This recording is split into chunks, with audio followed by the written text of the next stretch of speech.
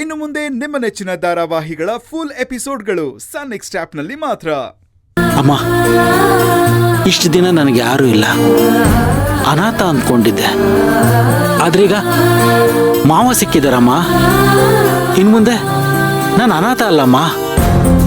ಕಷ್ಟ ಸುಖ ನೋವು ಏನೇ ಇದ್ರು ನಾನು ಮಾವನ ಹತ್ರ ಹೇಳ್ಕೊಬೋದು.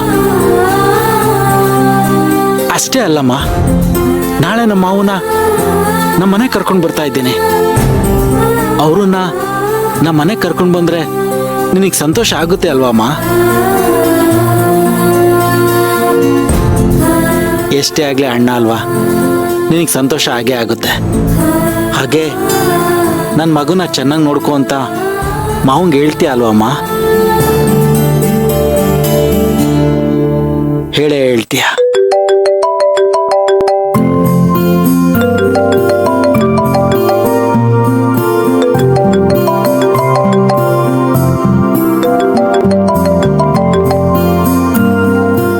ಹಲೋ, ಹೇಳಿ ಮಣಿ ಅವರೇ. ಏನಿಲ್ಲ, ಸುಮ್ನೆ ಕಾಲ್ ಮಾಡ್ದೆ. ಹೌದಾ? ಅಂತೂ ನೆನ್ಪು ಮಾಡ್ಕೊಂಡಿದ್ದೀರಲ್ಲ, ಖುಷಿ ಆಯ್ತು. ಮತ್ತೆ ಏನ್ ಸಮಾಚಾರ? ಸಮಾಚಾರ ಅಂದ್ರೆ ನಾಳೆ ಒಬ್ಬ ಮುಖ್ಯವಾದ ವ್ಯಕ್ತಿ ನಮ್ಮ ಮನೆಗೆ ಬರ್ತಾ ಇದ್ದಾರೆ.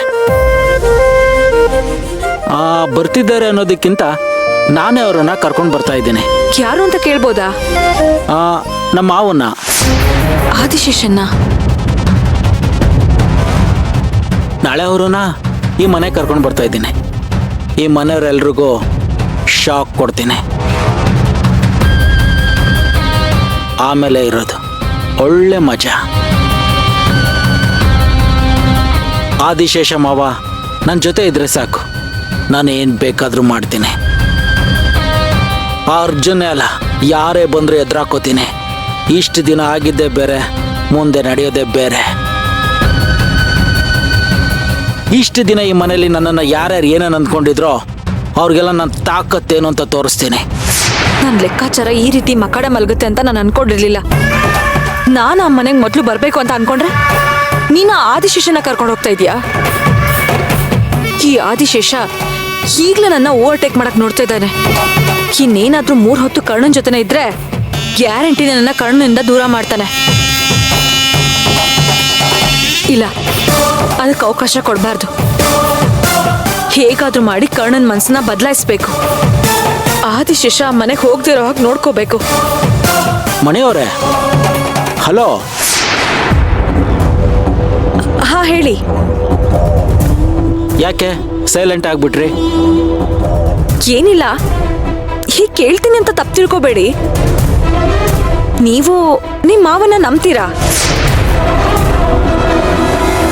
ಯಾಕಂದ್ರೆ ಈಗಿನ ಕಾಲದಲ್ಲಿ ಯಾರನ್ನ ನಂಬಕ್ಕಾಗಲ್ಲ. ಯಾವಾಗ ಬದಲಾಗ್ತಾರೆ, ಯಾವ ಕಾರಣಕ್ಕೆ ಬದಲಾಗ್ತಾರೆ ಅಂತ ಗೊತ್ತೇ ಆಗಲ್ಲ. ಆ ಕಾರಣಕ್ಕೇನೆ ಅವತ್ ನಾನು ಯಾರನ್ನೂ ಅಷ್ಟು ಈಸಿಯಾಗಿ ತಗೋಬೇಡಿ ಅಂತ ಹೇಳಿದ್ದು. ವಿಷಯ ಏನು ಅಂತ ಗೊತ್ತಿಲ್ದೇನೆ ನಿರ್ಧಾರ ತಗೋಬೇಡಿ ಅಂತಾನೆ ಹೇಳಿದ್ದು ನಿಮ್ಗೆ. ಮಣಿಯವರೇ,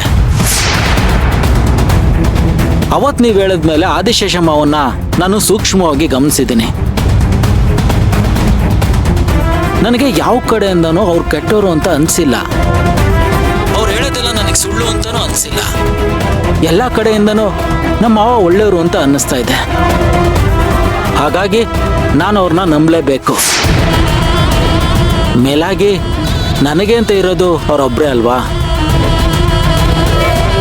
ಅವ್ರಿಲ್ಲ ಅಂದರೆ ನಾನು ಒಬ್ಬಂಟಿ ಆಗ್ಬಿಡ್ತೀನಿ. ಈಗ ನನಗೆ ಅವ್ರು ಬೇಕು, ಅದು ಅನಿವಾರ್ಯ ಕೂಡ. ಹಾಗಾಗಿ ನಾಳೆ ನಮ್ಮ ಮಾವನ ನಮ್ಮ ಮನೆಗೆ ಕರ್ಕೊಂಡು ಬರ್ತಾ ಇದ್ದೀನಿ. ಅದನ್ನು ಮಾತ್ರ ಯಾರಿಂದನೂ ತಡೆಯೋಕ್ಕಾಗಲ್ಲ.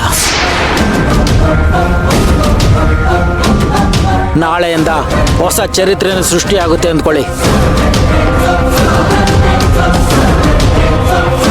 ಅಲ್ಲ, ನೀವೇನೋ ಮನೆಗೆ ಕರ್ಕೊಂಡು ಹೋಗ್ತೀರಾ, ಅಲ್ಲಿಂದ ಹೊಸ ಅಧ್ಯಾಯನೇ ಸೃಷ್ಟಿಯಾಗುತ್ತೆ, ಹೊಸ ಇತಿಹಾಸನೇ ಸೃಷ್ಟಿಯಾಗುತ್ತೆ ಅಂತ ಅನ್ಕೊಳ್ಳೋಣ. ಆಮೇಲೆ ಅವ್ರು ಹೇಳಿದ್ದೀರಾ ಸುಳ್ಳು ಅಂತ ಗೊತ್ತಾದ್ರೆ ಏನ್ ಮಾಡ್ತೀರಾ?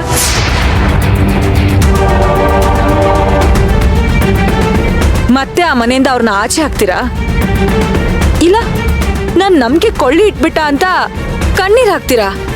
ಇಲ್ಲ, ಆ ಥರ ಆಗೋದಕ್ಕೆ ಸಾಧ್ಯನೇ ಇಲ್ಲ. ನೋಡಿ, ನಾನ್ ನಿಮ್ಗೆ ತುಂಬಾ ಹಿಂದೆನೆ ಹೇಳಿದ್ದೀನಿ, ಇದು ಎಡಗಣ್ಣನ್ನೇ ಬಲಗಣ್ಣು ನಮ್ದೇ ಇರೋ ಕಾಲ ಅಂತ. ಮಣಿಯವರೇ, ನಾನು ಅವ್ರ ಬಗ್ಗೆ ಎಲ್ಲ ತಿಳ್ಕೊಂಡ್ಮೇಲೆ ಈ ನಿರ್ಧಾರ ತಗೊಂಡಿರೋದು.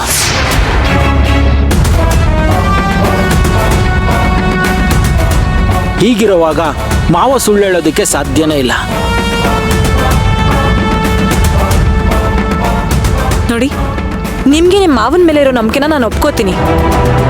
ಅಕಸ್ಮಾತ್ ಮನೆ ಒಳಗಡೆ ಬಂದ್ಮೇಲೆ ಹಾಗೇನಾದ್ರೂ ಆದ್ರೆ ಏನ್ ಮಾಡ್ತೀರಾ ಅಂತ ಕೇಳ್ತಾ ಇರೋದಷ್ಟೇ. ಹಾಗೇನಾದ್ರೂ ಆದ್ರೆ, ಅವ್ರು ಸುಳ್ಳು ಹೇಳಿದ್ರು ಅಂತ ಗೊತ್ತಾದ್ರೆ ಮುಂದೆ ನಡೆಯೋದೇ ಬೇರೆ. ಇಡೀ ಊರಿಗೂರೇ ನನ್ನನ್ನು ನೆನ್ಪಿಟ್ಕೋಬೇಕು. ಅಪ್ಪಿ ತಪ್ಪಿನೂ ನನಗೆ ಸುಳ್ಳು ಹೇಳೋದಕ್ಕೆ ಹೆದರ್ಕೋಬೇಕು. ಹಾಗೆ ಮಾಡ್ತೀನಿ. Hello hello